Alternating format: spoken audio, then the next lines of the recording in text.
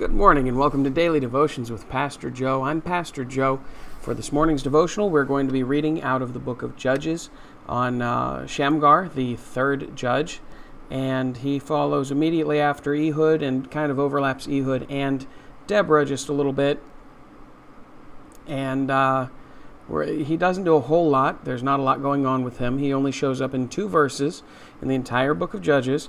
But he's one of the judges. He was mentioned. He was at least enough to be mentioned. God thought he was that important of a individual in this story. And so we're going to study a little bit about Shamgar this morning. Now, it starts in verse 31 of chapter 3 in the book of Judges. So Judges 3:31 says, "And after him, being Ehud, was Shamgar the son of Anath, which slew of the Philistines 600 men with an ox goad, and he also delivered Israel." And so while Ehud is fighting on the side against Moab and against the king of Moab, who was oppressing Israel at the time and keeping them captive, basically, over here is Shamgar fighting against the Philistines, which were trying to take advantage of this turmoil and cause an issue for Israel. And then looking at the next verse 431, chapter 431, 4 verse 1, says, "And the children of Israel again did evil in the sight of the Lord when Ehud was dead." That's kind of, what happens, unfortunately, in Israel's history over and over again. It's part of that cycle of Israel doing evil, God getting tired of them and sending them allowing somebody to come and to oppress them. And then eventually they'll cry out to the Lord and he comes to rescue them again. And so now Shamgar, who had delivered of the Philistines, he was one of those mighty men of valor during this time. He does so much, and yet even though he did that, he didn't do a thing to turn Israel away. Because while he was still around, while Ehud was ruling, after Ehud goes away, Shamgar isn't doing anything to stop them from doing evil in the sight of the Lord. He obviously was a great military man, but not much of a judge in the line of helping them to get straight and get on the right path again and to stop doing evil in the sight of the Lord. And so that's in verse 1 of chapter 4. And then later, it says, "In the days of Shamgar," so this would have been after Ehud, while Shamgar was still alive and around. "In the days of Jael, the highways were unoccupied. The travelers walked through byways." So things were not as rosy as they could have been or should have been for Israel. They were living a pretty messed up situation. And then it says, "The inhabitants of the villages ceased. They ceased in Israel until that I, Deborah, arose, and I arose a mother in Israel." And so it came to a point where God had to call somebody else to rise up because Shamgar wasn't doing his duty as a judge fit for rescuing Israel. And so while he should have been doing something to help Israel to rise up out of this slum of evilness that they were doing, he didn't, and they were doing evil in the sight of the Lord again.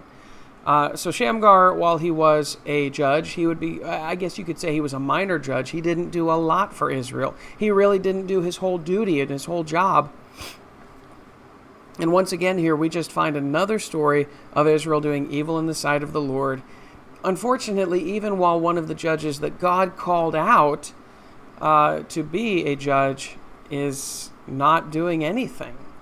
He should still be there, but, he kind of did his little bit of duty, kept them from being caught by the Philistines, and then said, "Hey, guys, just keep doing what's right in your own eyes. Keep doing evil in the sight of the Lord. It's fine," which it's not fine. It's never fine to do. It's never right. And so it's a shame. Ehud did a lot for the Lord. He slew the king of Moab. He started that war, and they beat them back and destroyed them. The mighty men of valor, the strong people of Moab. And then here, Shamgar, who's supposed to be kind of bridging the gap over into the next generation, he kills a bunch of Philistines with an ox goad, which in and of itself is pretty amazing if you think about it. Using an ox goad to fight anybody would just be insanity. I understand whenever later on we have Samson using a jawbone. You can kind of imagine taking a sharp bone and hurting people, but an ox goad? that's kind of like, it's something kind of big and heavy and scary to be using to fight people off. 600 men with the ox goad. And he'd also delivered Israel. So Israel was obviously being hit on the opposite front by the Philistines while Moab was being beaten back by Ehud.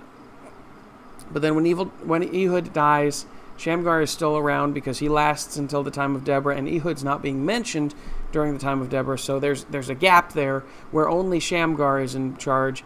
And then Jael ends up being a part of that. And, we'll get into all of them a little bit later and all of the overlap and mess and good things and bad things. But just Shamgar being the third judge of Israel, Ehud being the second. 2, 3, is that Ehud? And then, I don't have it on here.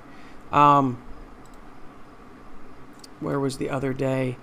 He was from Ehud, and then there was judges. Okay, so no, he's the second major.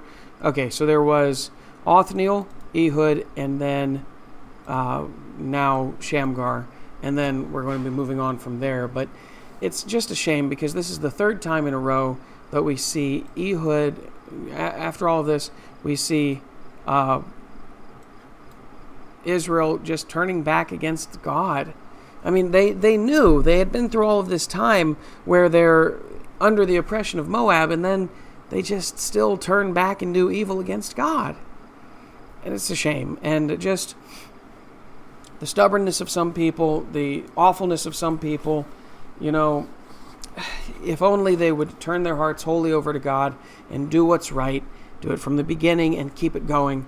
But they didn't, and just learn that lesson to not keep turning your back on God.